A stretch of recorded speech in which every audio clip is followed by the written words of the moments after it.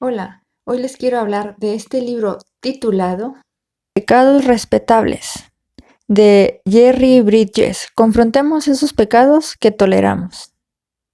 En este libro el autor nos habla de aquellos pecados que son sutiles y que normalmente los cristianos inclusive los estamos realizando pues a lo largo de nuestra vida y que los estamos viendo como no tan graves, como si el pecado, por no ser tan grave, pudiera permitírsenos hacer, y lo cual es un error.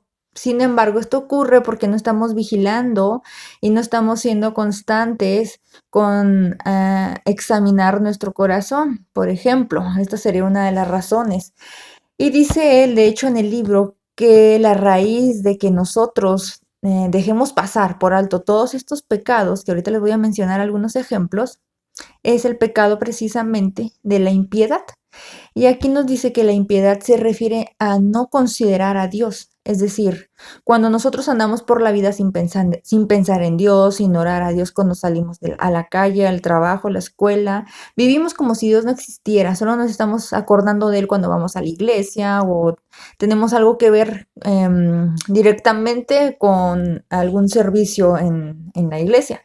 Entonces, si nosotros no estamos considerando a Dios y no estamos pensando y siendo conscientes de que Dios está con nosotros durante todo el día, en cada momento de nuestra vida, es por eso que nosotros nos dejamos llevar por nuestros pensamientos, por nuestros sentimientos, por lo que nos dicen otras personas, factores externos, y comenzamos a pecar porque no estamos vigilando nuestras acciones, nuestros pensamientos y nuestras palabras. Entonces, aquí en el libro, el autor nos divide su libro en diferentes capítulos que se titulan con respecto a los pecados de los que nos está hablando. Primero nos comienza diciendo en el capítulo número 1, santos comunes y corrientes. Y aquí comienza hablando sobre la iglesia de Corinto, donde se nos enseña que estas personas tenían muchos problemas teológicos y en cuanto a su comportamiento, y nosotros recordamos lo que estaba ocurriendo de los pecados de inmoralidad que estaban dejando pasar por alto. Entonces, aquí nos dice en ese primer capítulo que entonces, ¿por qué se les dice santos si no están, si no son, su comportamiento no es como debería de ser un santo?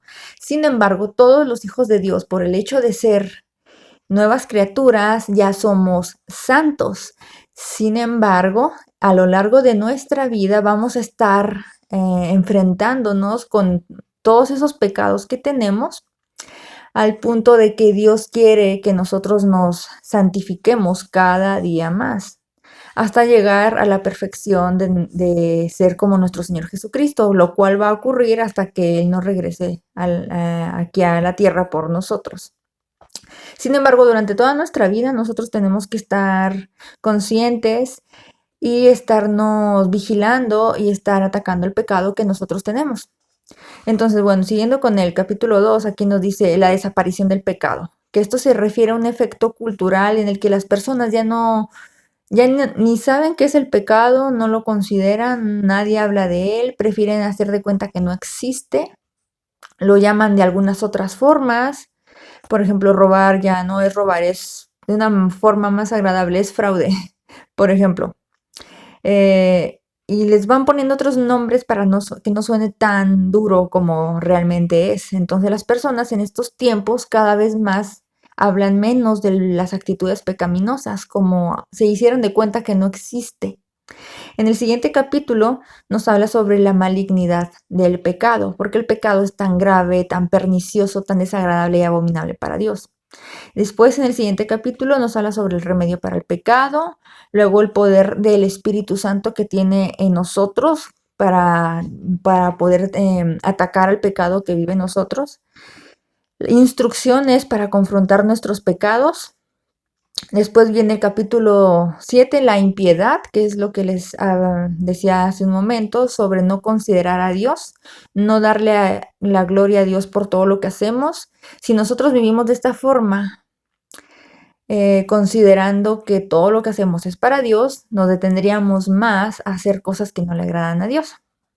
Después viene el pecado de la ansiedad y la frustración, que también son pecados, falta de contentamiento, ingratitud, orgullo, egoísmo, falta de dominio propio, impaciencia e irritabilidad, ira, las consecuencias de la ira, juzgar a los demás, envidia, celos y pecados similares, los pecados de la lengua, mundanalidad y después, ¿y de aquí a dónde vamos? Es decir, ¿qué tenemos que hacer ahora con todo esto que ya sabemos? Bueno, este libro yo lo recomiendo bastante porque realmente nos hace pensar qué es lo que nosotros estamos haciendo cada día. Nosotros como cristianos tenemos una gran responsabilidad de estarnos vigilando en todo momento. Es algo muy duro, si así lo quieren ver, difícil, pero si nosotros consideramos que ya Dios hizo el trabajo más difícil, que fue el de elegirnos, llamarnos y salvarnos a través del sacrificio del Señor Jesucristo, a través de la muerte de su propio Hijo, todo el sufrimiento, todo el pecado que nosotros merecíamos pagar en la cruz, o sea, es decir, nosotros deberíamos haber estado en esa cruz pagando por todos nuestros pecados, pero no lo hicimos, sino que fue Jesucristo. Él ya pagó por todos nuestros pecados, entonces Él ya hizo la parte difícil. Nosotros, ¿qué nos toca hacer? Estar atentos a nuestro proceso de santidad, de santificación, que eso es algo que el Espíritu Santo está haciendo en cada uno de los creyentes. Sin embargo, esto no es algo que se realice solo, que se lo dejemos todo al Espíritu Santo y nosotros no hagamos nada, no. El trabajo que nosotros debemos de realizar aquí es precisamente leer las Escrituras, confrontarnos con las Escrituras, cómo va nuestro avance, no dejarnos de autoexaminar, de examinar nuestros corazones, de analizar nuestros pensamientos, cuáles son cuál es realmente nuestra motivación para hacer las cosas, por qué pensamos lo que pensamos, es correcto lo que pensamos. Si te das cuenta puede sonar abrumador, pero esto es algo que se realiza poco a poco. Entonces aquí hay un capítulo que se llama precisamente Instrucciones para confrontar nuestros pecados. La primera instrucción es que siempre debemos poner cualquier pecado a la luz del Evangelio. Entonces, nuestra tendencia es que tan pronto como comenzamos a trabajar en un área de pecado en nuestra vida, olvidamos el Evangelio. Olvidamos que Dios ya ha perdonado ese pecado gracias a la muerte de Cristo. Entonces nosotros vamos a poner a la luz del Evangelio nuestro pecado y confrontarlo. Estamos comportándonos de acuerdo a la voluntad de Dios, a Dios le gusta este comportamiento o no. Y tenemos que enfrentar este pecado y trabajar al respecto, como pidiéndole al Señor en oración que nos ayude a cambiar esta situación. La segunda instrucción es que debemos aprender a depender del poder habilitador del Espíritu Santo. Es por medio de esa divina persona que podemos hacer morir al pecado. Después en la instrucción número 3 nos dice que dependemos totalmente del Espíritu Santo, que debemos de reconocer que tenemos la gran responsabilidad de dar pasos prácticos. Es decir, aunque sabemos que el Espíritu Santo está de nuestra parte y nos está ayudando a combatir el pecado, no significa que dejemos todo absolutamente en sus manos y que nosotros no hagamos nada, sino que tengamos dependencia al Espíritu Santo, pero también la responsabilidad de hacer lo que nos corresponde. Pero dice que nuestra naturaleza es de tener una tendencia a poner un énfasis en un área y descuidar otra. Y nos da un ejemplo de algo que dijo un sabio que dice, trabaja como si todo dependiera de ti y al mismo tiempo confía como si no trabajaras. Entonces aquí nos da una serie de 7 instrucciones que las resume aquí al final. Dice, aplique el Evangelio, depende del Espíritu Santo, número 2. Número 3, reconozca su responsabilidad. Número 4, identifique los pecados respetables, específicos que hay en su vida. Memorice y aplique los versículos bíblicos pertinentes. Cultive y practique la oración.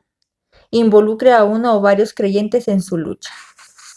Entonces, esto no es algo que tú tengas que hacer solo. Sabes que el Espíritu Santo está contigo, pero también necesitas la compañía de otros creyentes maduros en la fe, confiables, fieles, que te puedan ayudar en tus luchas y que mutuamente se ayuden, se den ánimos, se exhorten y puedan rendirse cuentas uno al otro para que de esta manera puedan trabajar más fácilmente con los pecados que ustedes están tratando.